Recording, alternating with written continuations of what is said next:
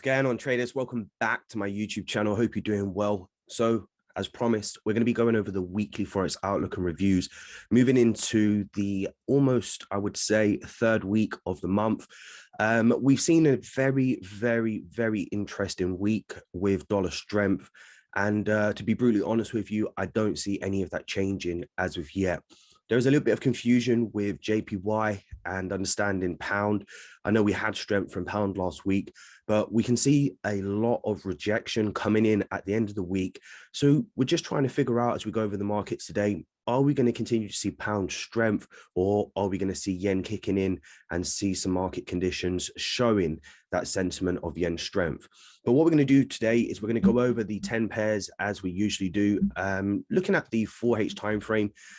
This is where I spend 99.9% of my time before scaling down, and the 10 pairs we're going to be going through are the ones here on the right. So the first pair that we're going to take a look at today is Aussie Dollar USD. Now, in my personal opinion, we can see that the sentiment of the market is pushing bearish. I don't see any reason to trade against this structure. We can see the markets showing a formation that we're all very familiar with, which is lower lows and lower highs. And currently you can see the market condition is in a push phase. So with Aussie Dollar USD, and also identifying that USD strength, until we have a week where we see a shift in that directional bias, indicating potentially USD weakness, we have to stick with a directional bias that we've been working with until we see a difference. That being said, we're going to continue to look for sells on New Zealand dollar, Aussie Dollar USD. So obviously we're going to be looking for price to pull back as this market has been pushing for some period of time. I wouldn't be too quick to be jumping into continuations just yet. This is a 92 pip move. And for me, what I'm going to be looking for is for a really nice pullback into this area here. Now, the market doesn't necessarily need to stop here. It can change and obviously continue bullish, or we could also see the market pull back, which we call a deep pullback to a major key level. And if price does come back to this level, then we'd identify this as a double top. But we can see here, we've had a lot of reaction at this level before we broke it around 70.96. And I think personally, once we break this structure, we're taking out any buyers that were sitting in this area here. And I think we have enough to be able to say that this is an area where price is more likely to react to. So if we get that pullback to this level, then of course I'm going to be looking for that bullish sentiment into this key level, the indecision, which we would identify as a depletion, and then I'm looking for that continuation back to the downside. Now, again, that being said, price doesn't necessarily need to pull back to that level. So if we have a level here, and we'll scale down to, let's say, the hourly time frame, where we can see price sitting at this level and failing to break it. If price doesn't pull back to the deep pullback here around 17.96, or at least the retest pullback, then what I'm going to be looking for from an intraday perspective is to see this price where it's been holding for a long period of time broken. So in theory, looking for a 4H candle close, and then I'm looking for that retest of this structure for a continuation back to the downside. That's obviously if price doesn't pull back. And the reason why we want to make sure we can identify these areas in the market where price is failing to break is because sometimes there is just way too much volume and momentum in the markets with that USD strength, and we just won't get that pullback to 17.96 that we'll be looking for, and would probably classify as a perfect break and retest. Now, the perfect patterns don't exist. The perfect pullbacks don't exist. Well, at least not all of the time. So we've got to prepare ourselves for those opportunities. If it doesn't pull back, then 70.41 is going to be the area where I'm going to be looking for price to break and see if we can get some sort of retest before that continuation back to the downside. So that's my plan with Aussie Dollar USD. Again, just trading in line with the trend, simply approaching the markets with the bias that USD is strong and looking for those continuations moving into next week. Until something drastically changes, there is no reason for me to be looking for buys. Now, again, that being said, from an intraday perspective, if price is going to pull back to 70.96, then of course we can look for buyers back to that structural high. What you're going to be looking for in this instance, again, is an area where price is failing to break above in this instance, which is this here. And then you're going to be looking to trade the range back to the high. Now, that doesn't necessarily mean that USD is going to be weak. It just means that is the formation of how a downtrend develops. After you have a push phase, you have the pullback. And if you are an experienced trader that can understand these sentiments in the market and simple development of the trend, then you can trade against the natural trend, which is a downtrend at this moment in time, in anticipation of that pullback before the continuation. I'd only recommend this to experienced traders. If you've not yet found consistency with your trading and or have a plan that you can fully rely on, then simply just stick to continuations. So my outlook on Aussie Dollar USD, again, for the last time, is going to be looking for sells moving into next week. The next pair we'll take a look at is USD CAD. Now, this just reinforces what we've seen here on Aussie Dollar USD. We can identify here that the overall structure of this market is very, very bullish. We can also see here that we're adding those extra confluences we need to reinforce the fact that USD is strong. Now, that being said, what I'm going to be looking for is for price to pull back again. Now, I see an area here in the market that I'm going to pinpoint for that pullback, because as you can see, we have multiple wick projections. We also have wick projections to the downside. So again, scaling down to our intraday timeframes, you'll be able to identify this as an area where price sat for a period of time before having another explosive move to the upside. So what that means to me is that we know buyers were sitting here or they were accumulating here before the next movement to the upside. So once price gets back to this area, I would assume this would be the area where price will pause before making that continuation back to the upside. And as we are in a very, very strong push phase, it only makes sense that we are patiently waiting for that pullback. So the area I'm going to be looking for is just this area here. It's not a specific level. It's not a specific number, a round number. It's just an area where I anticipate price to come back to find a reaction in anticipation of the market continuing back to the upside. So the plan here is to see this pullback again, similar to Aussie Dollar USD. Now, if price doesn't pull back here, which it doesn't have to, what is going to be the plan? Well, again, we need to find the highest point where price is failing to break above. Once we have this information, then what we can anticipate is if price is failing to break and we finally get that break above that structure, then buyers are stepping back into the market, and then there is a much higher chance that price can continue back to the upside. If you look at it from this point of view, this was an area where price was failing to break above and below. Once we broke above this level here, you can see that continuation. So that's what we'll be anticipating again, that movement back to the upside. If we don't pull back to 27.11, then we get that break of this high here from an intraday perspective in anticipation of that continuation, that continuation of USD strength. So that would be my plan here with USD CAD.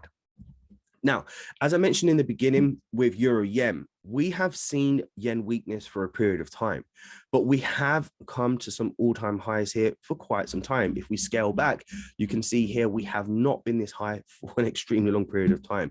I mean, so far back or so long ago to the point that it is not even on the screen. I mean, we're looking at 2020 here.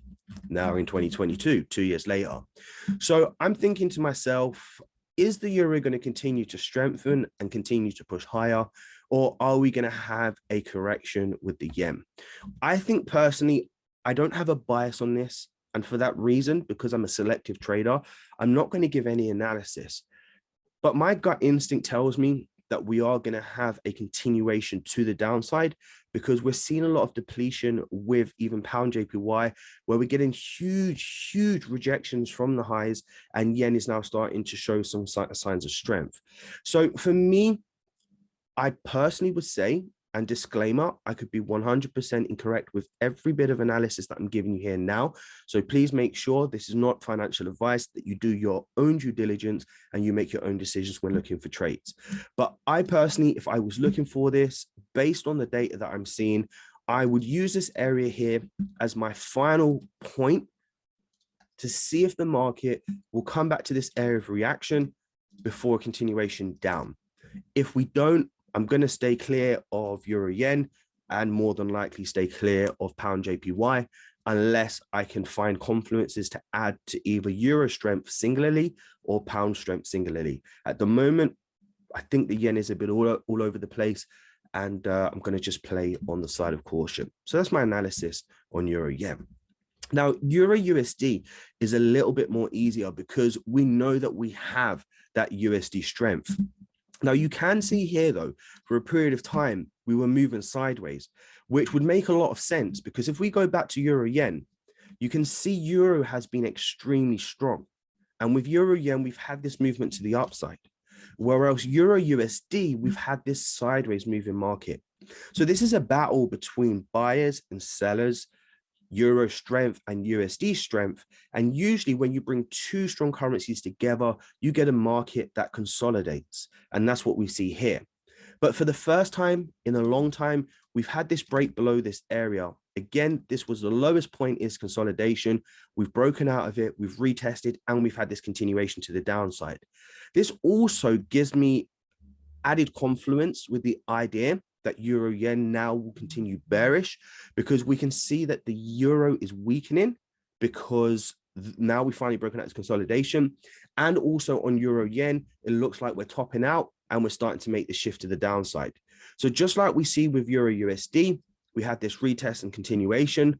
I want to see this exact retest and continuation here with Euro Yen to be able to look for continuation sells. So with this being said, I think we're gathering a lot of information. We do definitely know that USD is strong, and we also can see now that Euro is slightly weakening. If Euro was super strong, then we would have seen the breakout to the upside. We haven't. That also added confluences to Euro Yen that it can continue bearish. So for that reason, with that data, I can start to build the picture and understand a little bit more about the sentiment of the market, making better informed decisions, which directional bias I want to be aiming for. So for now, I'm going to still work with the consolidation breakout level here. I don't have a level to work with for a pullback. So for, let's say, this kind of pullback, I'm going to be saying to myself, well, look, I do anticipate Euro Yen to pull back. I'm also going to then anticipate Euro USD to pull back. So with that being said, 0.640 is the level I want to see price pullback for those continuation sells.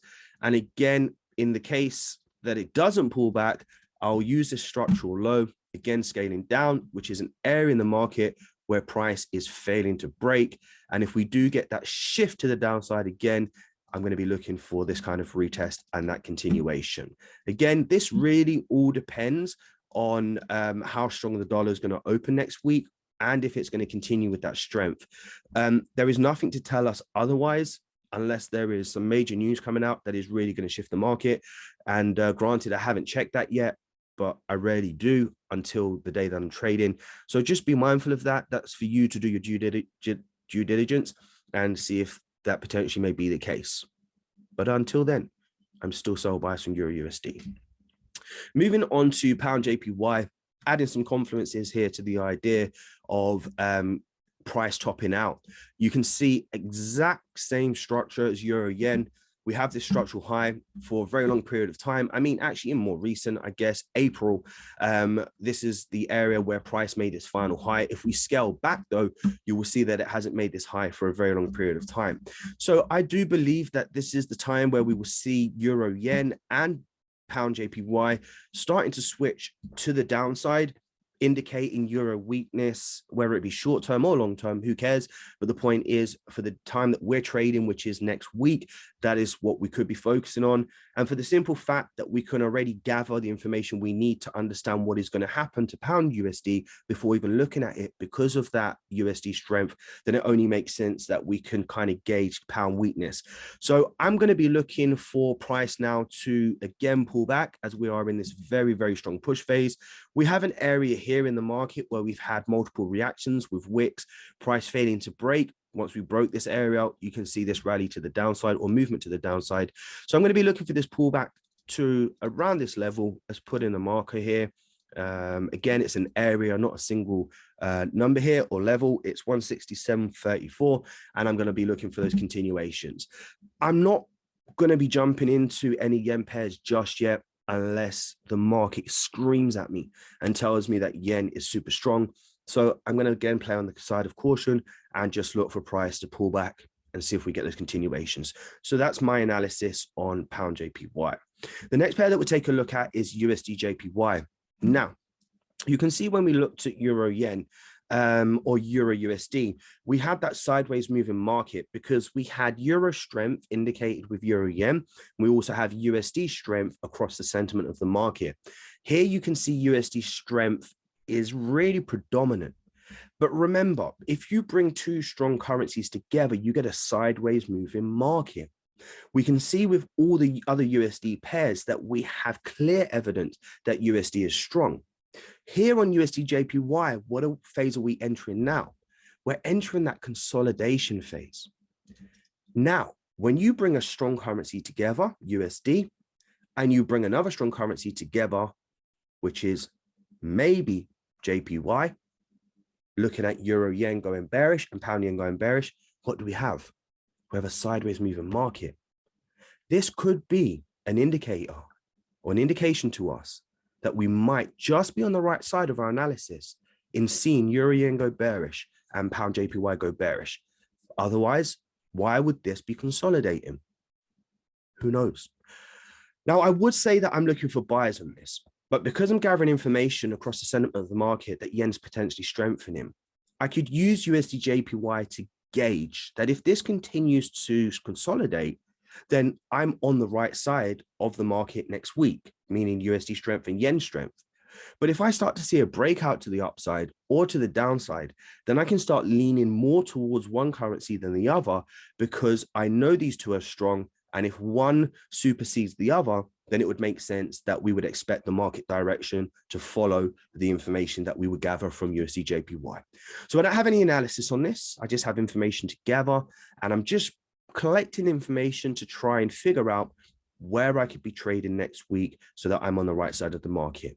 Very powerful piece of information, this, understanding the currency strength and weakness, also understanding how the markets move when you bring two strong currencies together, and then using that information to your advantage, even if you don't trade USD JPY, to then be able to figure out, what am I doing with pound JPY? What am I doing with Euro yen?